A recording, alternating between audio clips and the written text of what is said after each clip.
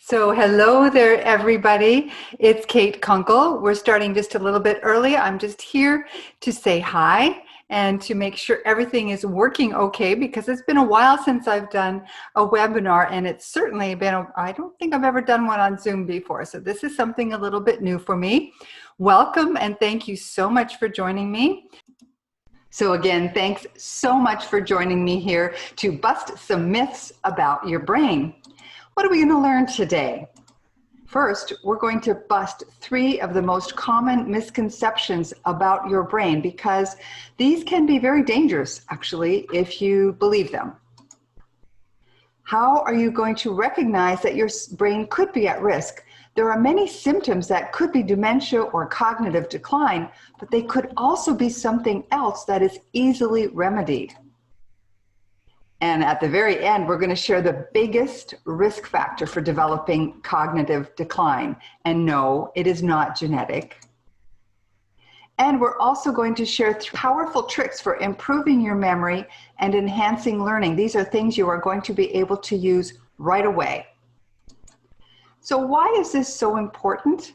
Because frankly, dementia is a big problem for many people, and it's getting bigger. For women, after the age of 60, we're twice as likely to develop Alzheimer's as we are to develop breast cancer. And we know how many people have breast cancer. We're also more than twice as likely to develop Alzheimer's as our male counterparts. And that's not just because we live longer. And the disease can progress twice as quickly in women. There are many reasons for this. Part of it has to do with stress, how our bodies handle stress. There are many reasons for it, but the point is we need to be vigilant, extra vigilant. But everybody does, actually, because look at these troubling stats. This is for everyone, men and women. 5.5 million Americans, 500,000 Canadians. There are 50 million people worldwide with dementia. Now, that was 1.5 years or 2 ago, because that's when the last statistics were available. So I'm sure it's much higher. But look what we're looking for in 2030 and 2050. The big problem is, right now, we have a serious problem with social isolation. I don't even like to use the word social isolation. It's isolation. And social connectivity, being with others, is essential for human brain health, for everybody's brain health, animals too. If we do not have the ability to hug, to touch, to talk, we risk dementia. We risk serious mental health issues. And mental health issues lead to dementia. So we could have a serious problem coming up shortly. And I think it's something we all need to be aware of and do our best to counteract it as much as we can.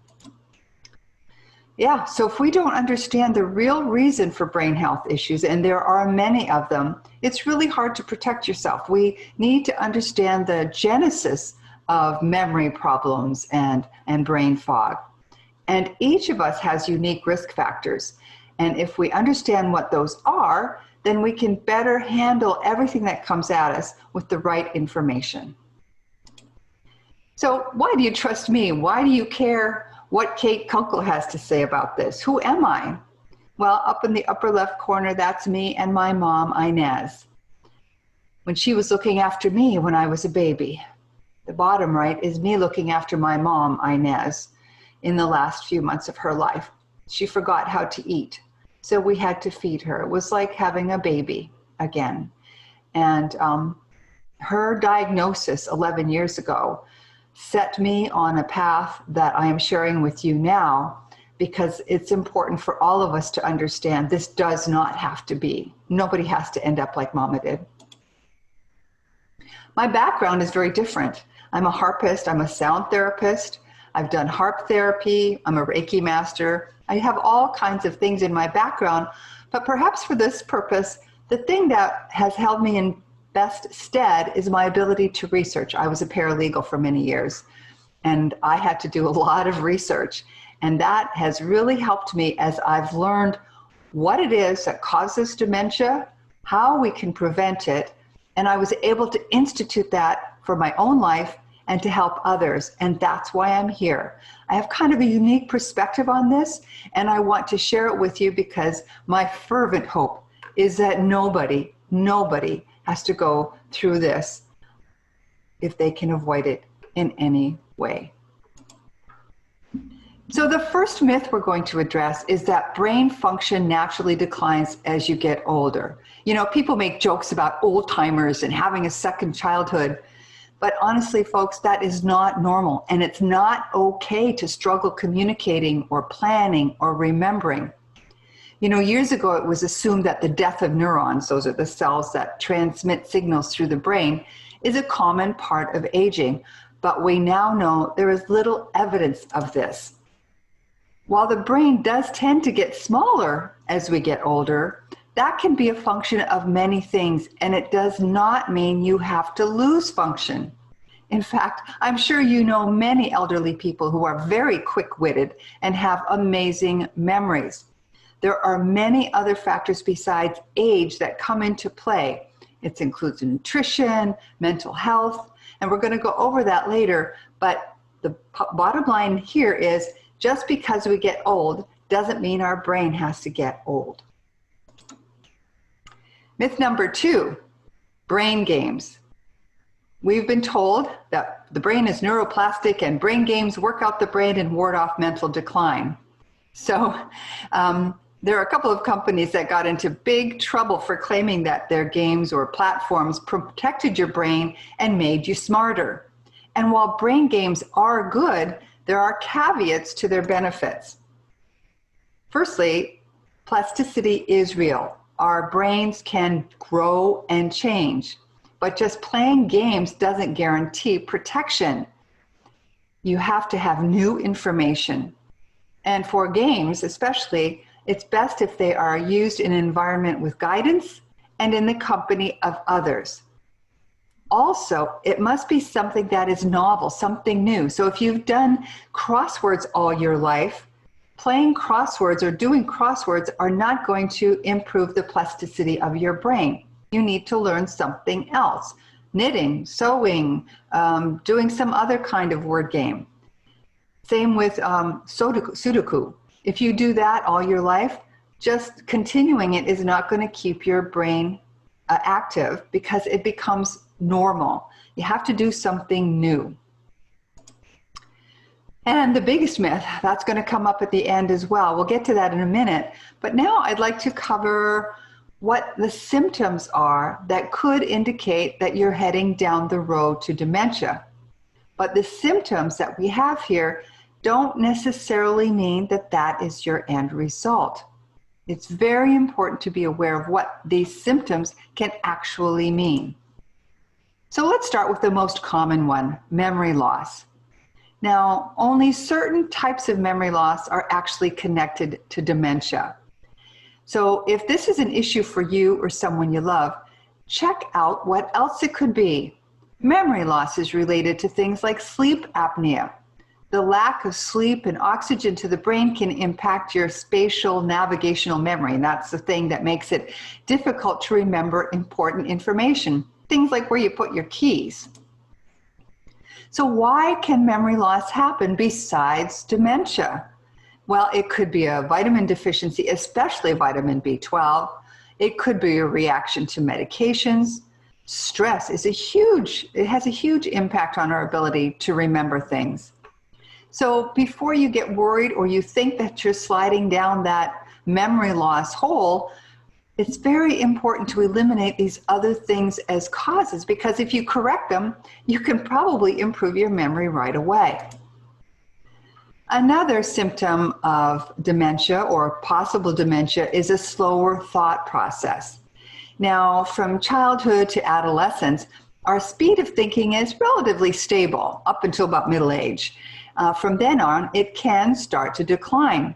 Now, that could be because of regular old wear and tear of the white matter in the brain, and that means that the speed of information transfer along axons, which is the connection between cells, slows down. So that means mental processing speed can decrease. But again, that doesn't have to be a symptom of dementia, and it doesn't have to happen. The slowing down can be caused by diabetes, very common, high blood pressure, smoking, and there are other vascular risk factors. So what happens there is it wears away the blood vessels feeding the white matter in the brain.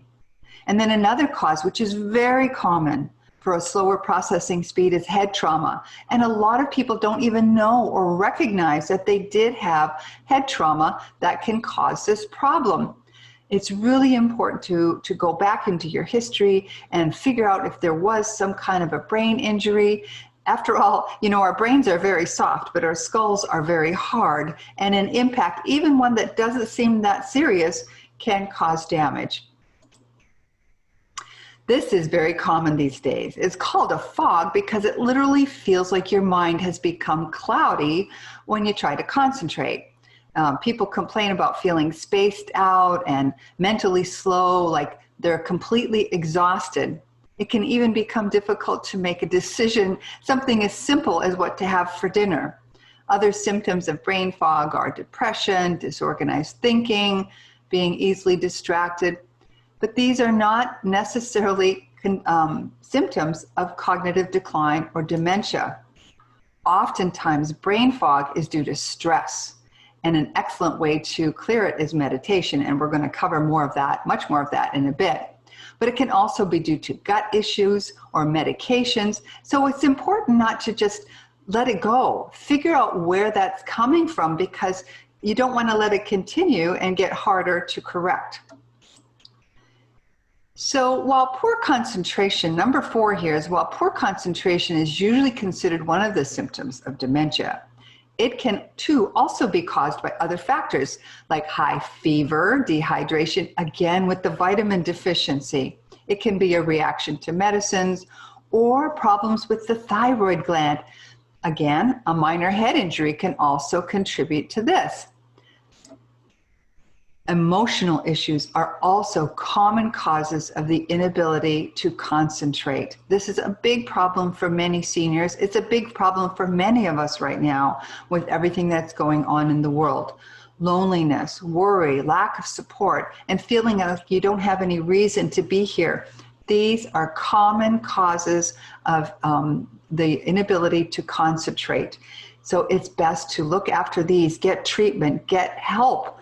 Don't just let it continue, because the longer you let it go, the more it can actually impact your brain. Now, this is very interesting. The loss of sense of smell is actually a pretty accurate predictor of the potential to develop dementia later on. Several studies have connected this, even though it is not used as a diagnostic tool. It's not something that they have in their packet of diagnostic tools. However, if you're aware that you have difficulty smelling, it's a powerful tool to see what else is going on in your brain and do whatever you can to negate any contributors of the cognitive decline, like stress or poor diet, lack of exercise, improper sleep. Those are all things that can contribute to this. So there's another myth that we're going to dispel in a bit, but right now let's get to the positive. Let's get to 3 things that we can do right now to enhance your brain. So music, this is my thing, I gotta tell you. Get more music into your life. There are so many reasons for this, not the least of which it helps with anxiety and depression. So singing or playing an instrument are powerful because people who make music tend to have a strong connection between the right and left hemispheres of the brain. This can also lead to more cognitive reserve, which also comes from continual learning and curiosity. Dancing, of course, is one of the best forms of exercise there is, so that is also an enjoyable way of getting more music into your life. The second tool is mindfulness. You know, most of us go through life almost on autopilot. We get up and do our morning routine without even thinking what we're doing, without even paying attention. How often have you gone through that and not really remembered what you did? Did you brush your teeth? Or we eat our food without actually tasting it. It's just fuel. But eating, the food that we eat, burns much more efficiently and does our body so much more good if we eat mindfully. So do that, practice that. Take a strawberry or an orange or anything and just savor it, the smell, the texture, the taste, how it feels going down your throat. That's a powerful mindfulness exercise and something you can do anytime. When you go for a walk, do it mindfully. Don't just listen to music or a podcast. Pay attention to the air, the sounds, how your feet are moving, the crunch of gravel, if you happen to be walking barefoot, which is really good, grounding, how does that feel in your toes? Mindfulness is a very, very powerful thing that we can do to protect our brains. Now, I promised to get to the most dangerous myth, and here it is. Once damage is done to your brain, that's it. There's no hope. But if you believe that, then you likely also believe that there's nothing you can do. And then what do? Are you going to give up? You know, I hear that a lot when people are diagnosed with dementia. Their doctors advise them or their families to just do what you can to improve quality of life. What? Just do what you can? No, excuse me. I'm not just going to work on quality of life. I'm going to see if I can't do something to reverse, at least slow it down. Can we cure it? Probably not, but we can certainly slow it down. I don't accept this idea of do what you can to improve quality of life, and I hope you don't either. Now we're going to get into some pretty incredible images from Dr. Amen's work. I am studying with Dr. Daniel Amen. He's most famous for something called Spect Imaging. This is single photon emission computed tomography, which is not important to remember.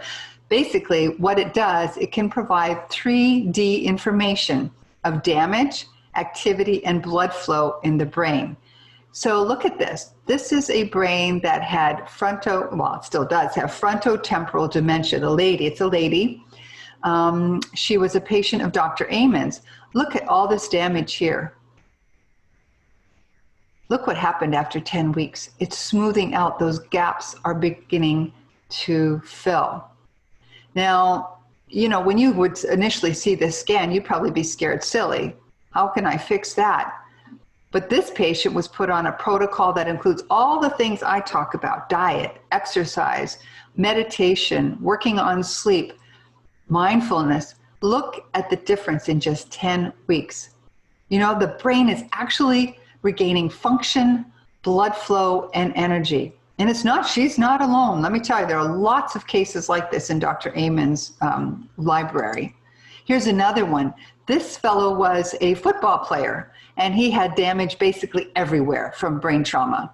Now, you can see it took quite a while, but there was so much damage everywhere. But you can see that with diet, exercise, supplements. He did meditation. There were other interventions. Much of the brain function, his blood flow, and capacity improved. So you can see that even with physical trauma, which can trigger dementia, there is hope for improvement. So all of this is to show you that we do have control over our brains. We don't have to raise the white flag. There's always something we can do, and everything we do is better than nothing. Let me repeat that. Everything we do is better than nothing. Is it easy? Heck no. Otherwise, we wouldn't have the epidemic of dementia that's afflicting the planet right now. It is possible to make it better. And the two things I shared earlier, music and mindfulness, are a good start. But an even more powerful tool, and this is number 3 in our toolbox, meditation. Studies have shown that people who meditate regularly can improve their daily lives in many ways, and it only takes 20 minutes per day. Now, you can start with 2 minutes, you can start with 5 minutes. In Tune Up Your Brain, I give you exercises that first just take a moment, and then we move up to 5 minutes, and then you can't even believe how quickly it happens that you can actually sit and meditate and improve your brain in 20 minutes a day. Did you know that regular meditators actually have bigger brains, and they have more cognitive reserve, which is essential. If anything does happen to brain, if you have more cognitive reserve, then you have less chance of having a problem develop into dementia. So no, music, meditation, and mindfulness, that's not all there is to it. You know, if you're going to recover from traumatic injuries or damage like you saw in that slide with Alzheimer's or frontotemporal dementia, no, music, meditation, and mindfulness are not going to fix it completely. You still need a better diet. You need to exercise. You need the support of family and friends, and you need a spiritual practice of some kind. That does not mean a religious practice. That means to feel like you have purpose in your life, to express gratitude and generosity. All of these things are important to your brain. So how do we get to all those things? First, I'd like to invite you to join me for 5 weeks to tune up your brain. So this is the first 3 pillars that I talked about. In this fun and creative program, we're going to use mindfulness, music, meditation. We're going to learn new things and play memory games. And all of this is with the goal to improve your cognition, your brain reserve, your memory, and reduce stress, because stress is a huge component of the potential for brain problems. So I held this last time in October, I believe it was, and these are a couple of the folks who attended. Mary said that tune up your brain is not just for forgetting, meaning stress, it's forgetting, obtaining peace, learning to take time for yourself, and learning to react less and calm more. This is such an important thing, an important lesson from Tune Up Your Brain. And Bernadette in Australia says, this program has been a very helpful gift box of tools and suggestions to practice. And of course, I do offer you many references to explore other ways and to use the tools that I give you in Tune Up Your Brain. So registration is open now for the February 9th version of this program. Now, I do limit the registration to these programs, only 20 people. Why? Because in addition to all the materials you get in the program itself, including creative exercises, I provide guided meditations, mindfulness exercises. We also have weekly group meetings. And there I like to give everyone a chance to ask questions, give feedback, and get support. That's why I limit the number of people. And if I need to do a couple of meetings a week to accommodate time zones like I did in this picture, then I do that. Because this is all about helping you boost your brain and get in tune and have many more tools that you can use on a daily basis, a weekly basis, to improve your cognition and your brain power. And you always have access to me for feedback and to get support. So I'm putting the link in the chat box right now.